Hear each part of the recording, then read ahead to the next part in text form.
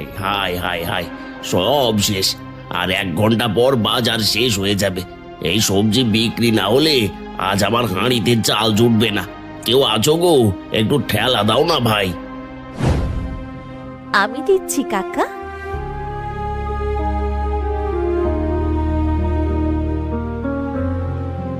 একা হবে না মা, চাকাটা একদম বসে গেছে। আমার সব শেষ হয়ে গেল, সব শেষ হয়ে গেল। এই ছেলে, তোমার চোখ নেই? দেখতে পাওনি আমি দাঁড়িয়ে আছি? আমার নতুন জামাটা ময়লা লাগিয়ে দিলে তো। আমাকে মাফ করে দিন আপামনি, আমি আমি ইচ্ছে করে করিনি। আমার মা খুব অসুস্থ, আমি অনেক কষ্ট করে একটু দুধ নিয়ে যাচ্ছিলাম মায়ের জন্য, কিন্তু ওষুধ খেয়ে সব। কটা টাকা সম্বল করে আমরা সারাদিন কিভাবে কাটাবো ভেবেছিস? দেখছিস, তোদের মতন সুন্দরীদের কি আর এই গরিবের বোঝা বইতে মানায়? তোদের হাত তো নরম, কষ্ট তোদের সইবে কেন? আপনি ওদের কথায় কষ্ট পাবেন না ঠাকুমা।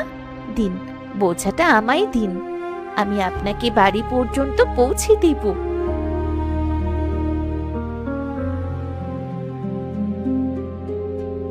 এবার বলুন বুড়িমা, তোর ওই যে দূরে সবুজ ধানের ক্ষেত, বাতাসে দুলছি, কত সুন্দর পাখির ডাক। তুই থাম তো মুক্তা, তোর কাছে সবই সুন্দর। আমার তো এই ঘামের গন্ধ আর ধুলো ছাড়া কিছুই চোখে পড়ছে না।